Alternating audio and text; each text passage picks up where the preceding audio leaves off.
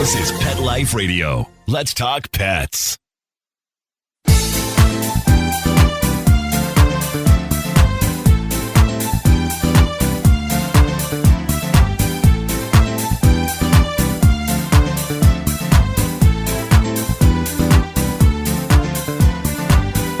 Hey, my cat-loving friends, we have a super important podcast for you today. I want to ask you a question. What are your plans if something happens to you for your pets? We have Malissa Church, Esquire, our favorite attorney, here to walk us through what we need to know. This is super important. We'll be right back after this break from our sponsor. Take a bite out of your competition. Advertise your business with an ad in Pet Life Radio podcasts and radio shows. There is no other pet-related media that is as large and reaches more pet parents and pet lovers than Pet Life Radio.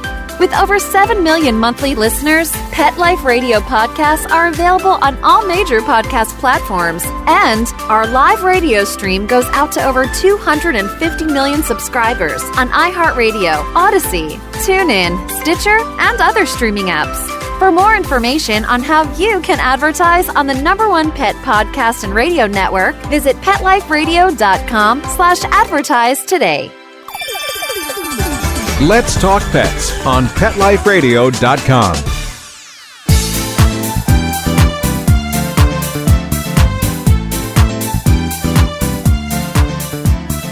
Welcome back to 19 Cats and Counting. I am your co-host, Linda Hall, here with my ever-lovely BFF, Rita Reimers. This is a perfect time to talk about planning, right? It really is. It really is. And we love Melissa. Yeah. Everybody knows who listens to us that I have a term life insurance policy that will go to Linda to take care of my cats should anything happen to me. But there are things I haven't thought of that Melissa actually sent us a little note about. So we want to talk to her about everything you need to take into consideration. Yes. Thank you so much for joining us, Melissa. We know how cramped your schedule is. We really appreciate you doing this because it's going to help a lot of people. Thank you guys for having me. Anything that I can do to talk to pet lovers, to sort of have them talk through the unthinkable, is more than my pleasure to be able to do it. And you're kind to say the holiday season does it because, nothing so brings you to the holiday season quite like talking about death. I know, right? Well, it's something that people have to think about. It's hard. Even like with my parents, they want to tell me things. I'm like, no, just show me where the box. I need to know. I'll do it then. But really, it's not the way to go. You need to be prepared. Linda, you inherited some cats already. Tell us the story, and then Melissa can chime in and tell us what could have been done better. Yeah. My daughter and son-in-law had 4 cats, which I'm very thankful because they used to have more. So I'm very grateful it was only 4. Unfortunately, my son-in-law got COVID in 2020 and we lost him after 26 days on a vent in a coma. And my daughter had to move back home with her 4 cats because she really couldn't afford to handle it on her own. So it was, the extra money of feeding and caring for them. She helps, but not a ton. And integrating them into the home. And it's a lot. I was actually thinking about Marley. Oh, yeah. Yeah. Well, Sebastian was 38 when he passed. My second husband, Dan, died when he was 41. Stuff happened. Melissa, your partner in the firm, got cancer and we lost Audrey. And, awful. And you've got some of the cat. I'm sorry. I don't what happened though when you brought in that other cat? You had to get the cat. You called the vet. We were just talking about it. You had to call the vet. The vet wouldn't let you. Do you know? That's the one I'm talking about. So to even take it back up further than that, so she was a cancer survivor. She'd had cancer and had been cancer-free for 10 years and was cleared, screened. Everything was great, except for 2 months later when they told her she had stage 4 metastatic and she had no plans in place. And we do estate planning. So I thought that was hilarious. I was like, we're a pack of hypocrites, aren't we? Look at us. We've got nothing in place here. The cobbler's kids have no shoes. So that is the thing that is always, yes. She had 3 cats and they were her babies and she loved them and I knew them too. And so once we got her through that first round of things being bad with cancer and things leveled off, I sat down with her and said, we need a plan for year 3. We do. She had Ruby, Cashmere, and Scooter. And I'm like, we need the 3. So we talked and talked and talked. And she's like, well, Cashmere and Scooter need to be together. Ruby can't go with them. She doesn't like the boys. So I'm like, okay. So we need to find one person to take Cashmere and Scooter. And then somebody will take Ruby. And I said, I'll take Ruby because I have predominantly girl cats. We have 2 girls and a boy. We had 2 girls and a boy at the time. And I thought it'll be okay. So she took and her brother agreed to take the 2 boys. So great. We've got this plan in place. We roll on through the year, and Audrey's mom, who feeds a pack of cats outside her house, is no longer able to live at home. So Audrey, as her condition's going downhill, decides last December to go and rescue 3 more cats that we have no plan for. And her health going downhill. And I'm like, Audrey, we need to get a plan. It'll be Rita on her deathbed. Rita will be taking in cats that are about to be euthanized with alarms beeping, I'm sure of it. Yeah. Things in her arm. And she'll be like, they're going to keep euthanize, saying go get it. No more. But actually, when I was at the vet this week, I didn't even tell you this, Linda. And I was talking to one of the techs I know really well. She was talking about how they've been finding cats and kittens outside their door. And I said, well, I don't want to take in any more. But if you have a senior and, there's nowhere to go with her, I'll take her. So, yeah. When I took Ruby, Audrey did pass and I took Ruby. We managed to find homes for the 3 stragglers, except for one who's our office cat. So he's here now. That worked out. But just even getting her vet records, I had no idea how old she was. I didn't know anything about that. I kind of pieced together where she took her to the vet because Audrey didn't tell me. And I had to ask my friends and family. So I contacted the vet. And they said, well, we're not going to release anything to you because we don't know that the custody of the pet is transferred. So, being the estate attorney and handling her estate, I'm like, all right, let me send you the death certificate, and I sent it over to them. And they promptly sent me for the records. And I got them for her brother, too, for the other 2. But yeah, that was one of the things I was like, just make a plan. And even thinking about if you've got multiple cats, should they go together or should they be separated? Are they grumpy roommates or are they bonded? And that's kind of stuff that you have to think through and then revisit it. We did not revisit that plan when her brood changed, and we didn't revisit it until way too late. So it was a stressful, panicking thing. Make sure that after you identify your caretakers, make sure they know who the vet is, any food preferences, any personality quirks. Ruby has a thing for eating string and ribbon. And I remembered when she did this, she ate a bunch. And so that's not good. Surgery. Yeah. So it was good to know that about her because everything gets put away very neatly. I don't leave any dangling anything around if Ruby's around. That's a really good point. So I want to, as Rita said, she's had a plan going. So you sent us 10 points. We're going to judge Rita. Oh, shoot. But wait, first, I wanted you to talk about when Mom Fulton passed. Yeah. Tried to take the cat to the vet. That's what I was trying to do. I had some dear friends. Yeah. And he passed from cancer. And then while he was still sick, she found out she had lung cancer, 2 totally different kinds. And I mean, a mess. So I just adored her. And I used to be a nurse aide for hospice. So I started hanging out with her and helping take care of her. And after she passed, she had 2 cats, Molly and JC, and they were going to my daughter. And I called her vet's office and said, we need the records. We'll be transferring it to our vet. Well, I can only speak with the owner. Then hire a psychic because she's not here. She's passed. Yeah. I apologize to those people because I was not at my best and I probably was not the sweetest. Well, that's something even I haven't thought about. And when we go through the 10, I fail at that. I never thought about telling my veterinarian. So number 1, make a plan for your pets.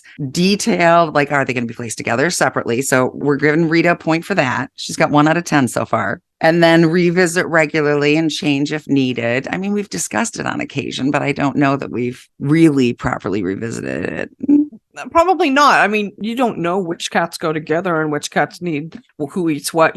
I haven't. That's it. That's it. Yeah. That's something that I saw when I looked on there. So yeah.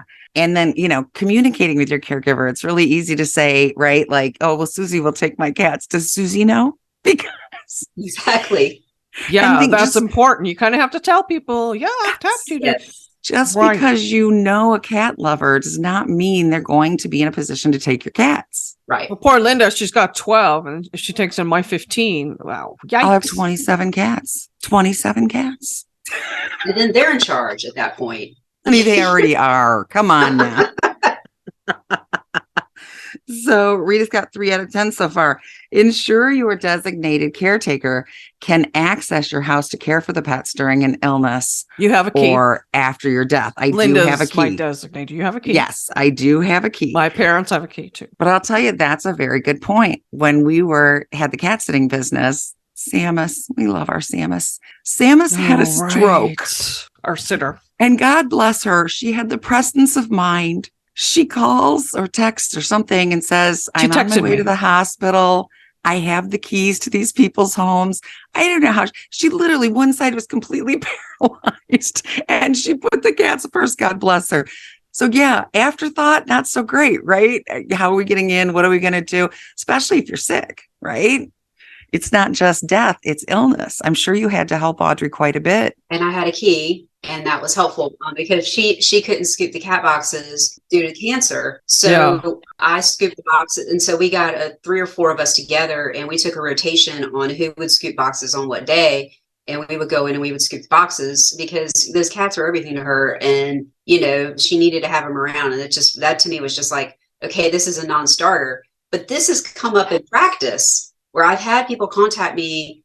Somebody they know is a friend. It's not family, a friend or somebody died. They knew there were pets in the house and they had no idea if anybody was going to be able to go over there and take care of the pets. And that becomes an emergency situation. Yeah. And nothing goes fast in probate court. It just doesn't. So if you have to go to probate court and ask them for permission to be able to get access, it could be a bad situation. So, you know, it ended up being kind of a, well, do you know someone who has a key? Well, yeah. Am I allowed to go in there? And I was like, no, but go in there because those animals, who's taking care of them? I mean, you want to get, there's a couple dogs. I was like, you need to get those dogs, and a fie on anybody else who tries to come at you for it, you know, get the dogs. And so she did, and it wasn't a problem. But it was one of those things that I put in my tip book where I was like, okay, if you have pets and you love your pets, just make sure somebody else can get into the house and take care of them in a jam, you know, just so that, you know, that if something did happen, they could get in there and at least get the pets, cats or dogs, somewhere safe, where they have food and water and everything that they need and that type of stuff. Well, more than once we were called by people in the hospital or in the ER who weren't expecting to need care. And sometimes if they were in an accident or something, they weren't coherent or conscious or were at least drugged out of their minds. And it's the next day and they wake up and go, my cat. And the one had a special needs cat that could not walk correctly and could not get in the litter box. It was using pee pads. And I mean, it was a thing, right? Yeah. What are we going to do? And then I think communicating that, because we had a client that adopted a cat. We always ask if they know the backstory. Yeah. The shelter said their human died. And so the landlord just tossed them out of the apartment and threw them outside. It happens a lot. I was devastated. So make sure your landlord knows someone will come. Here's the number to call, right? Like, yeah, make sure all the parties know. Oh, one of our clients in LA passed away from cancer, Linda Geffner. Linda Geffen. And she had 2 cats. And I knew she wanted those cats. I knew who she wanted them to go to, but none of her friends knew by that time I was living here. So I had to call one of my sitters and tell her, run over there, get the cats. This is where they go. Otherwise, they would have ended up in the shelter. So you really have to communicate to everyone in your life. What are your wishes for your cats? Rita got a call from a shelter one day. Human died. 2 15-year-old Norwegian forest cats. Brother and sister, Scooter 15. And Missy. Scooter and Missy. Scooter has since passed. Missy's still around at 17 now. But they said, we are not going to euthanize the cats. However, they're dying. They're so upset and so stressed. In a they're cage dying together. And these are big cats. Yeah, they're Norwegian forest cats. And they're grieving. I can tell you from Sebastian's loss, these cats grieve for a long time. I mean, just what a mess. And that human, there is no way she ever imagined those cats going and ending up like that. Never. Oh, yeah. Number 5. They do grieve. Yeah. They do. Right. Oh, they do. Oh, they grieve horribly. I mean, Inky, if you can get a piece of clothing or something from their owner. Yes. I got one of Audrey's sweaters, and that's still one of Ruby's favorite things. And we put it in her snuggle safety spot in her room, because she has a room and on the bed there, and it comforts her. She gets up there and she makes biscuits on it and everything like that, and just get something that has their smell, because they're so oriented. We tell people to do that when they go on vacation. If they're going away for the night or something, put a shirt out. So that makes perfect sense. I just hadn't really thought about it, but yeah. Oh. Melissa, did you have trouble handling any of her cats? I mean, if you're going to be taking over care, you need to make sure that person can handle your cats, right? Yes, and we were very well familiar with each other, you know, because I'd been over her house a lot anyways. But then, you know, the last year of her life, I was over there scooping the boxes several days. Yeah. You know, my husband joked around and said Ruby knows me as Miss Litterman, and that he's Mr. Litterman, and that's my husband. And you know, because I was always scooping her box, but she knew me, and the boys knew her brother, so everybody was good. We didn't really have any trouble with them. You know, everybody was rather familiar with who's taking care. So that was good. Good. Yeah. That helps the cats too, if it's somebody they know. Definitely. We say that, when we're moving home, we tell people if they're moving homes, look, I get it. Your cat's bowl is ratty and you're buying a new house. So you really want a nice new cat bowl, but you're not allowed until you've been there for a little while because your cat needs all these familiar things. So yeah, knowing to bring all of those things. Okay. Number 5, share your plans with the vet. So I have not done that. I never thought of that. Yes. Honestly. Yeah. Rita was like, although Dr. Glenn knows you're my business partner, I don't think it would be a problem. But other people, you had that issue trying to go to the vet with Marley. Melissa had the issue and she's an attorney. Yeah. So, I mean, you don't argue with attorneys, people. But well, I'm a pretty normal person and I don't usually swing it around, but when that vet got attitude with me, I was like, okay, here comes attorney me. Break it out. Yes, exactly. Yeah. For your information, she's my law partner. And here is the personal representative who I have copied on this email who has 2 of her cats as well. Please provide the information forthwith. And if you need any other, it just was like, I don't get all like the jargon and yes, I know. Well, under the circumstances like and that's what I said when Sharon died. It wasn't just that I had to go through this and it was frustrating and I'm worried about the cats, but the woman just died in the living room with me standing there. I was kind of messed up, Yes. Yeah, it's emotional, totally emotional for the caretaker, the person taking over care of the animals and for the animals themselves. Do we want to get those last few questions before we head? Well, I was going to say we hit 5, so if you want to take a break and then we can do it. Yeah, let's take a short break and we'll be right back. I'll continue answering my test questions. Rita, are you spending too much time cleaning out your cat litter boxes and filling them? Are they running out too soon? Do you always feel like you need to add more? Because our new sponsor, Kitty Poo Club, they found the perfect solution to these problems. Yeah, Kitty Poo Club is the most convenient monthly litter box ever. See, what they do is every month, Kitty Poo Club delivers an affordable, recyclable litter box. And it's already pre-filled with the litter you choose. They even have extra large litter boxes because I have some chunky cats, right? We know other people do too. And when the month is up, just recycle the used litter box and Kitty Poo Club will automatically send you a new one. You can customize your subscription too, and maybe add some toys, treats, accessories, or whatever else might make your cat happy. Oh yeah, and you know what else? You don't have to scrub out those plastic litter boxes either. I hate doing that. You got me at no more scrubbing litter boxes, right? Honey. The super cool thing, right now Kitty Poo Club is offering 25% off on the first litter box order as long as they use the code 19cats. And they get free shipping if they set up a subscription. Wow. They just have to go to kittypooclub.com to get 25% off the first auto ship order of litter boxes with free shipping. And be sure to use 19cats for your discount at checkout. That's kittypooclub.com. Meow. Let's talk pets. Let's talk pets On Pet Life Radio. Pet Life Radio. PetLifeRadio.com.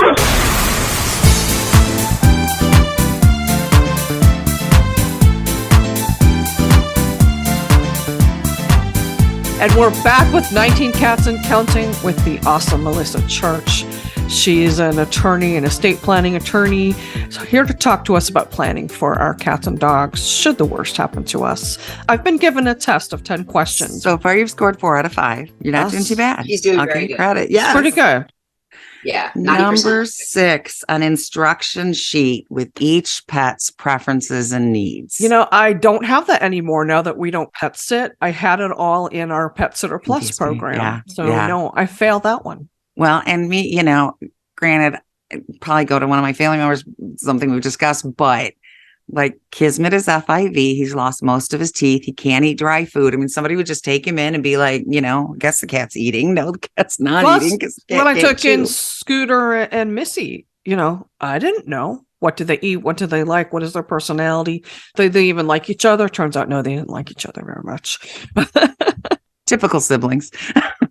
Well, and then I think medications, if they're on medications, if they have tendencies, we've got an older guy he goes into what I call like his Gandhi-esque hunger strikes every now and then. And he would just, decide not to eat. He's a rag doll. He's beautiful, but he just like stops eating. And we keep a gel on hand to put on his ear that will spur his appetite. And he's also a finger licking fiend, all chicken all the time. And he will eat chicken or turkey when he won't eat anything else. So it's like we do the mirror test, and then we're like, okay, poultry. And nobody would know that, Exactly. And a cat who doesn't eat cannot live for very long. Within 2 days, they can start going into liver problems. 2 days. That's not a lot. And it was before I think I joined Just for Cats. We had the pet sitting company, but we were very insistent that our sitters check in with the people to make sure that they are home.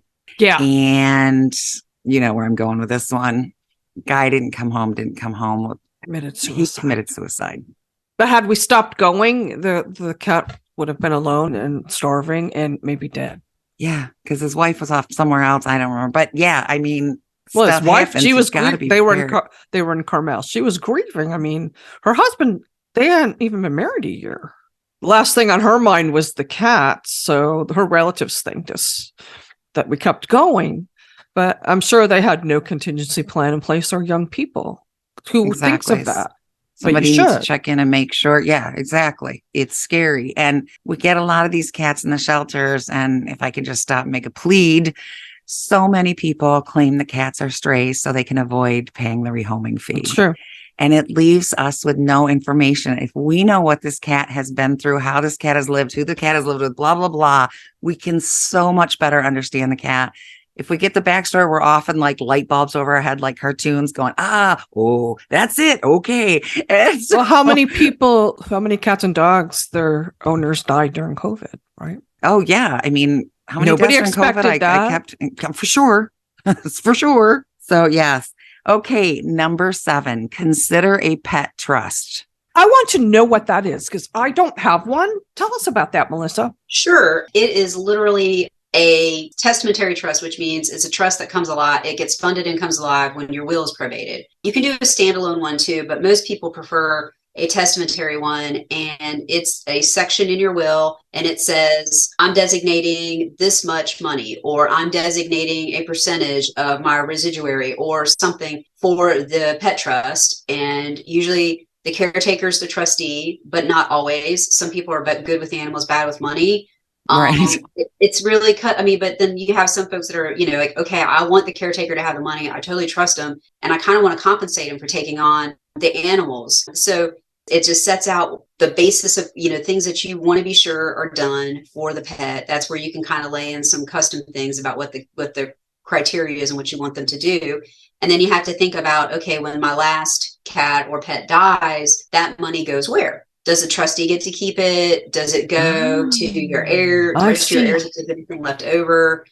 It just depends. I don't have that in place so I would take my life insurance policy and leave it to the trust. That's instead, and I'd have to figure out what happens if there's no cats left when I die.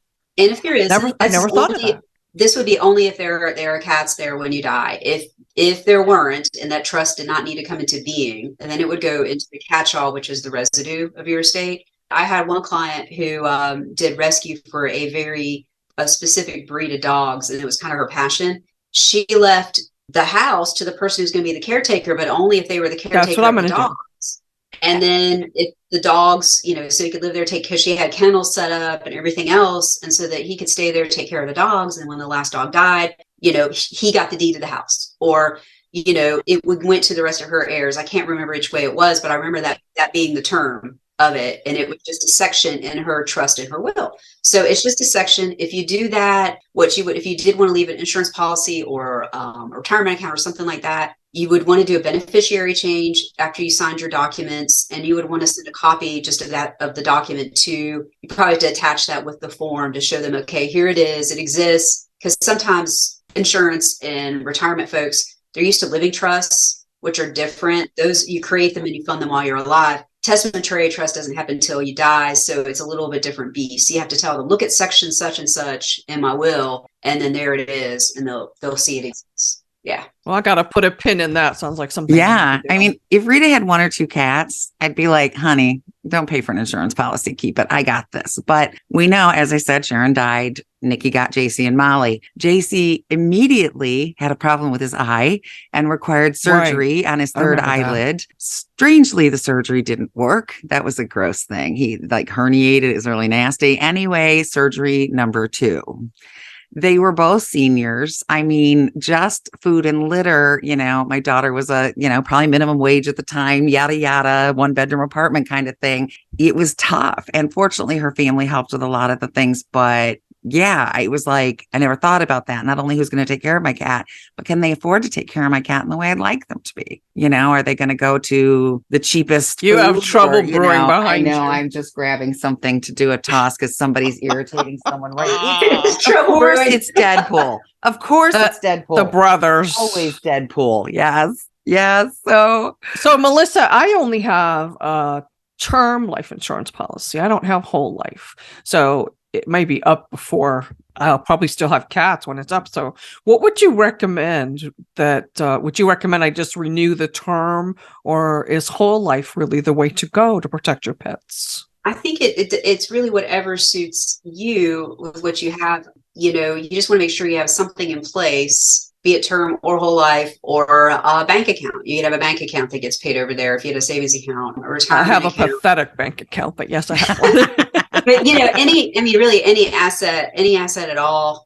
But even if you don't have the money to fund a pet trust or to do something like that, you do want to think about, okay, I want my pets to go to so-and-so, or I want my personal representative to do this. Even just something as simple as designating that if you can't find a place for them, they go to a no-kill shelter. Having that in place and makes it very clear that even if you can't take them, you've got to find a no-kill shelter situation or a foster situation or something like that for them. That's a really good point. They don't feel like they've just got free range to just, take them to the, and dump them, as many family members do, sadly. Not everybody gets our feelings for our pets. No. Number 8 is be realistic. Well, okay, ideally, you might have 3 cats that can go together, but the likelihood of that happening may not be so because 2 of them might be special needs and the financial burden might be too much on somebody. Sure, that makes sense. Set it so that ideally A, but if not that, then B is acceptable. You know what I mean? So that okay, but if they have to be split apart to have an acceptable home where somebody can take care of the special needs or, anything like that, then understand that you're doing the best you can for your pets and you may not be able to create the ideal situation. I guess in other words, don't let a concern that you can't do the ideal keep you from doing anything at all. I gotcha. Thank you. There's a lot of guilt. JC and Molly did not live a long time. Maybe, I don't know, one of them passed within probably 6 months and the other one maybe a year later.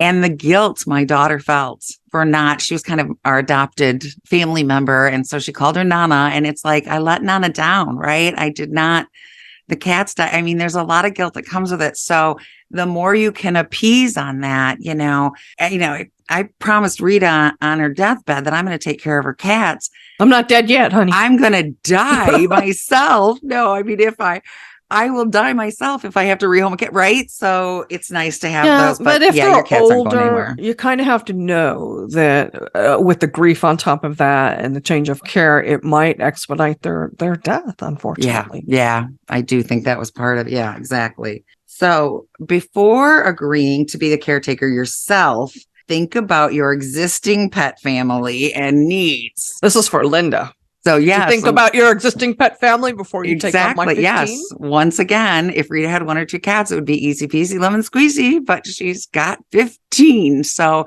yes, I've thought about it.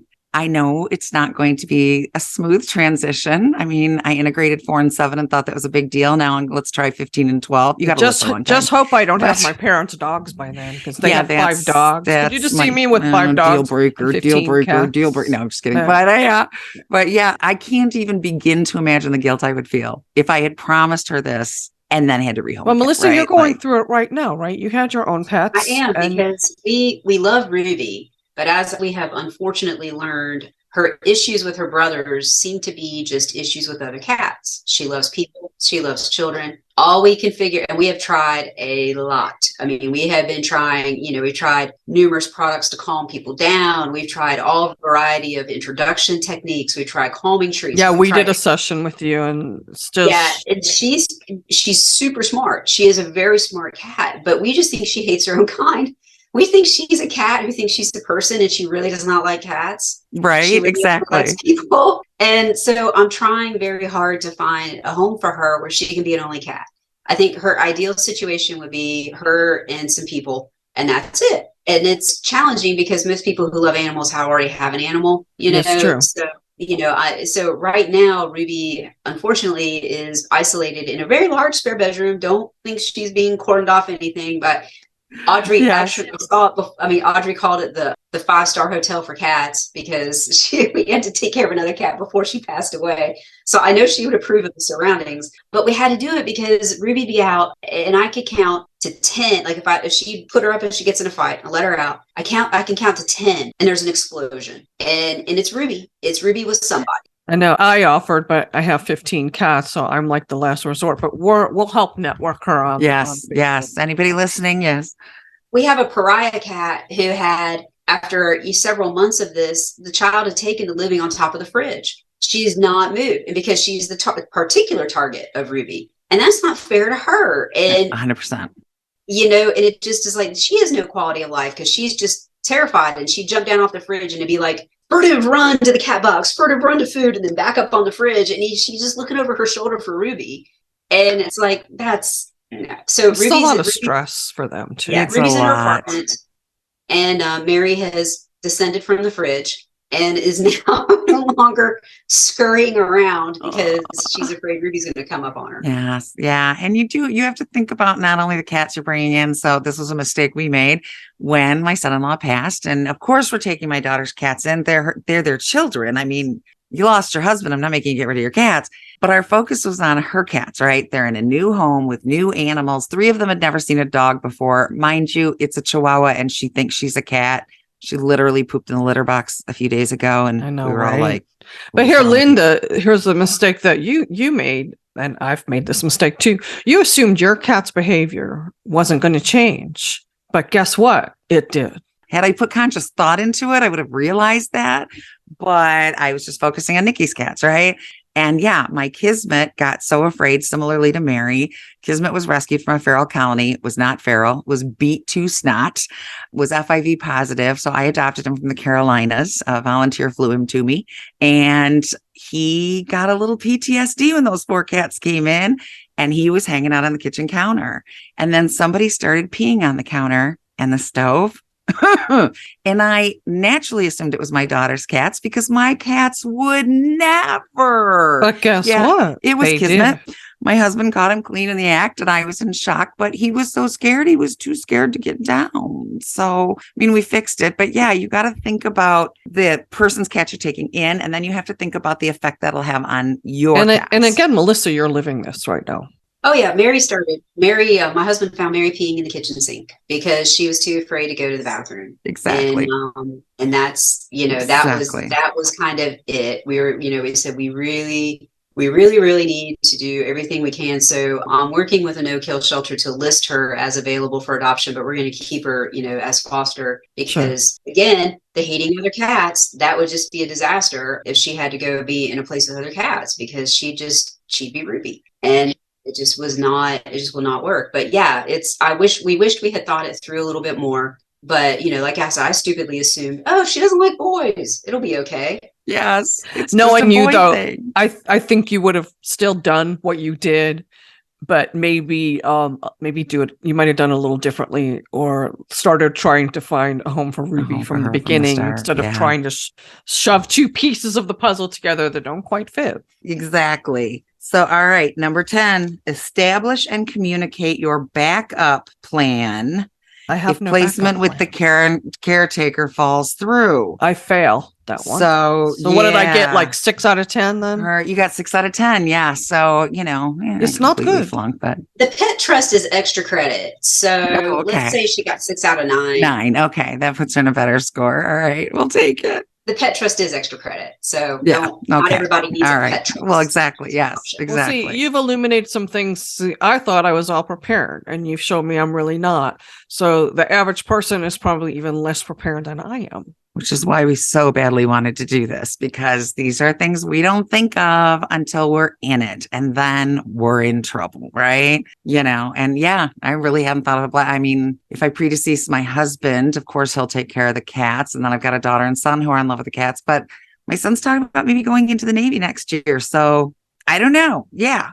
What if something happens to that person, right? Yeah. So communication and planning is really, and contact a good lawyer to help you draw up that pet trust. All I can say is be easy on yourself. One of the reasons why we didn't try to rehome Ruby sooner than later was because of my guilt of feeling like I was letting Audrey down by not being able to keep her and everything. And it was honestly her brother. So I was talking to him about it because he was saying the guys were leveling in. I'm like, yeah, it's 7-8 months and we're not settling in. And he said, she wants what was best for the cats, even your cats. I mean, yes. And I was like, yeah, you're totally right. She would. And I knew he was right. I mean, like, yeah, you're right.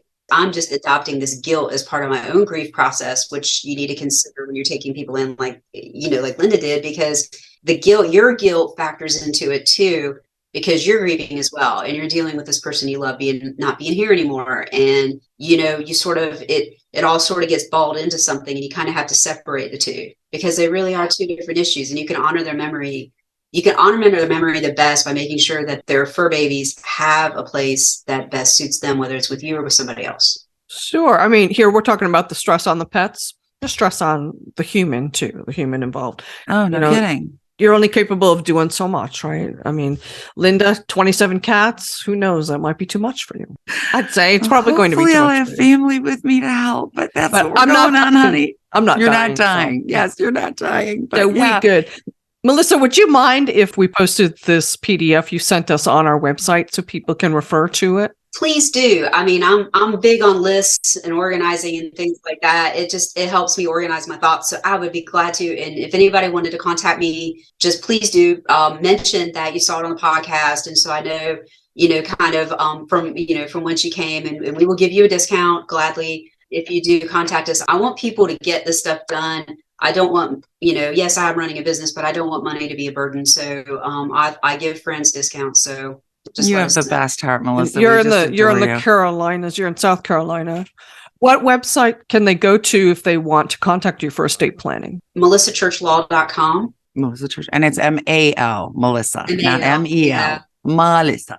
And if somebody is not in South Carolina, I know people in North Carolina, and then I also am connected through the American Bar Association. So I'm connected nationally with the Elder Law and Trust and Estate group. And it's very common for people to post things of needing an attorney in a particular area around the country to do this or that, and can get some quality referrals. So I'm more than happy to also reach out that way. I do that on purpose because it keeps you better to know people around the country. No kidding. I appreciate that. I've done no estate planning whatsoever. Of course, I don't have much of an estate, but yeah, I will definitely be needing your services. What you got, you need to know where it goes. We found out with Sebastian. I mean, nobody planned on him dying 3 days after turning 38. And what we had to go through with the courts and the filing. And honestly, we didn't even do anything with it for a long time. We're just finishing it up now. And he's been gone 2 years in August because we had to get an attorney and we had to file papers. And there wasn't much of an estate, but he had some money in a bank account that with the fees were coming out and we needed to close it up. So nobody wants to put that burden on your shoulders while you're grieving the loss of someone you loved. It's, plan. And I love a good list because I make little check marks. I get such satisfaction out of checking something off that I've done. I'll be working on my weak spots. And we got lucky meeting you, Melissa. We were recommended to you when we were forming our 501c3, and your knowledge and help has been invaluable to Cat Behavior Alliance. The person we talked to just mentioned that we wanted to do this and was like, Melissa Church, the cat lover, she'll get it. And that's important because, if you don't understand and have that kind of relationship with a pet, you might miss a few spots of thinking about things. So yeah, You are definitely a treasure, and we appreciate you so much. And Feeling is mutual. You we're guys going are to too. learn. Oh, thank you. We're going to learn a lot from this and our followers. And we're just so glad you did this. And we'll continue to help you network Ruby to find her the perfect home. Perfect home. Thank you so Thank much you for for being on having our me. show. Oh, Thank it's much you. appreciated. We welcome you back anytime. I urge people to go to melissachurchlaw.com, MA, and contact Melissa if you need some help or you have some questions. And if she's not in your state, like she said, she'll network and help you find someone. And Linda, thank you for being my ride or die, as usual. As always. And of course, it goes almost without saying, but we say it every time. We thank Mark Winter for letting us host our show on Pet Life Radio. And he always makes us sound so good, even when we have crappy microphones. But they're better now. We got new ones. Yay! And just remember, everyone, every day is Catter Day. See you next time. Bye. Let's Talk Pets, every week on demand, only on PetLifeRadio.com.